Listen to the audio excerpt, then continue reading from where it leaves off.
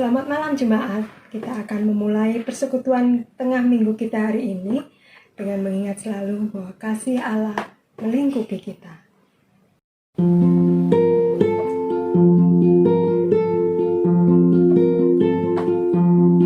Kasih Allah melingkupi saya, lingkupi saya selama-lamanya,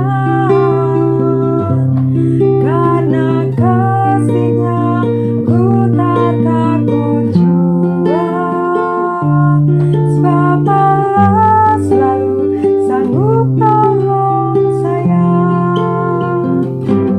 Kasih Allah melingkupi saya, lingkupi saya selama-lamanya, karena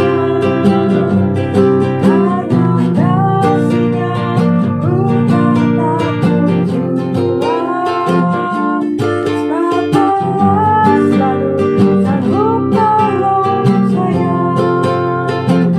Ku tak dapat hidup tanpa kasih Yesus mengangkat aku dan menghibur aku, menyerahkanku. Ku tak dapat hidup tanpa kasih Yesus mengangkat aku, layani Tuhan dan sesat menghabisiku. Ku tak dapat hidup tanpa kasih Yesus mengangkat aku dan menghibur aku, menyerahkanku. Ku tak dapat hidup tanpa kasih Yesus mengangkat aku, layani Tuhan dan sesat menghabisiku. Layani Tuhan dan sesat menghabisiku.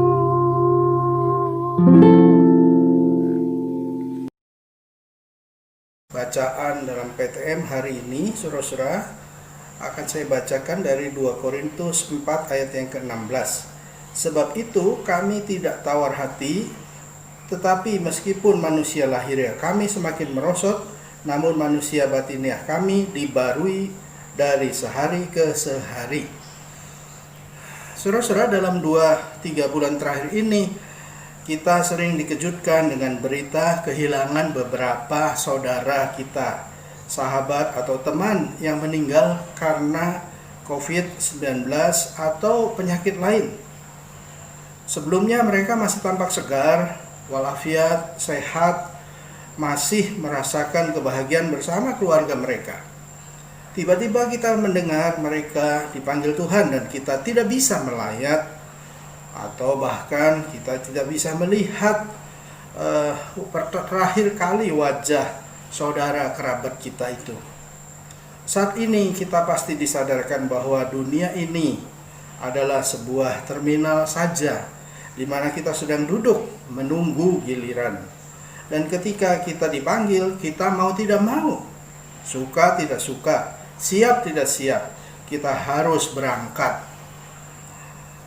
COVID-19 atau kanker, serangan jantung atau penyakit lainnya, termasuk juga kecelakaan atau bencana alam, hanyalah suatu alat saja, sarana saja.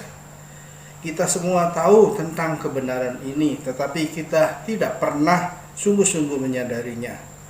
Kadang kita menganggap itu semua adalah untuk orang lain, bukan untuk kita.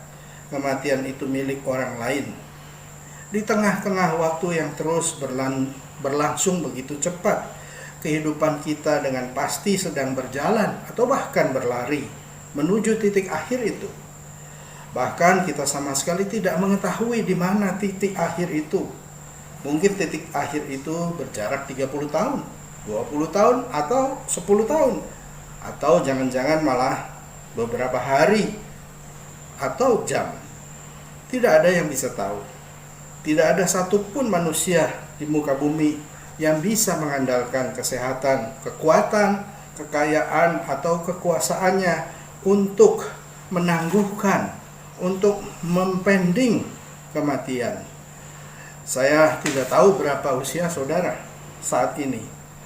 Tapi kalau saat ini ada yang berusia 20 tahun dan merasa bahwa hidupnya begitu sehat, begitu bagus, dan percayalah bahwa itu tidak bisa diandalkan juga.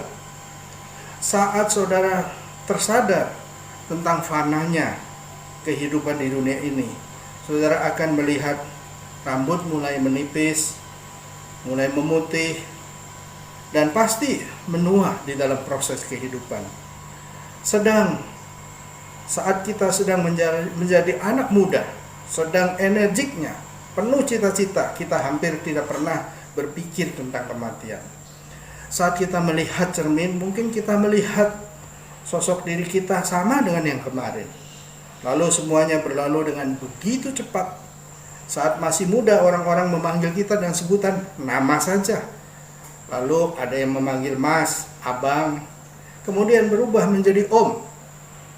Dan sekarang orang-orang memanggil kita dengan sebutan opa atau kakek. Itulah kenyataan hidup kita. Menua setiap hari, dan itu adalah kodrat kita sebagai manusia. Perubahan yang terjadi dalam diri kita, perubahan menjadi tua. Tidak ada yang sama antara hari kemarin, hari ini, atau hari besok. Tidak ada yang abadi di dunia ini. Jadi setiap saat fisik kita berproses, kekuatan fisik kita semakin lemah, dan kematian hanyalah tinggal soal waktu. Apakah kita akan menjalani kehidupan ini dengan tangisan dan ratapan? Memang kita bisa melawan proses tidak bisa melawan proses penuaan tubuh jasmani itu. Namun kita bisa melawan kelemahan itu dari dalam, yaitu suatu yang menghidupi tubuh jasmani kita, yaitu yang rohani. Jika tubuh jasmani kita berubah menjadi tua dan lemah setiap hari, mengapa kita tidak mengubah tubuh rohani kita menjadi lebih baik dan lebih kuat setiap hari? Tidak ada orang yang tetap sama dalam hidupnya setiap hari. Begitu pula pola pikir dan paradigma kita, tubuh kita pasti mengalami kemunduran. Namun apakah cara berpikir kita, paradigma kita ikut mundur? Apakah hari dari hari kita memperbaharui cara berpikir kita, paradigma kita? Jika kita memahami dengan sungguh-sungguh bahwa kehidupan ini hanya sementara, maka waktu yang tersisa sangat bernilai. Kesadaran ini seharusnya membuat kita benar-benar menghargai dan memanfaatkan kehidupan ini dengan sebaik-baiknya. Rasul Paulus berkata, manusia lahiriah makin merosot, namun manusia batiniah dibarui dari sehari ke sehari.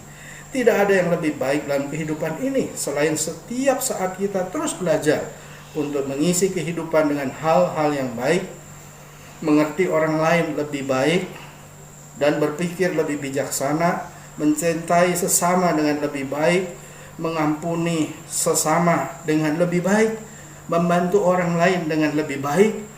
Karena dengan berbuat begitu, hidup kita akan bermanfaat bagi sesama kita.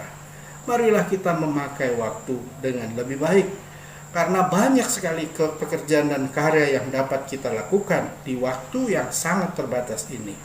Semoga firman Tuhan hari ini menguatkan kita semua. Mari kita terus mengisi dengan produktif dan melakukan kebaikan-kebaikan. Tuhan memberkati kita semua. Amin.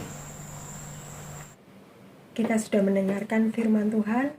Mari kita menghidupi firman itu dalam keseharian hidup kita. Tuhan memberkati.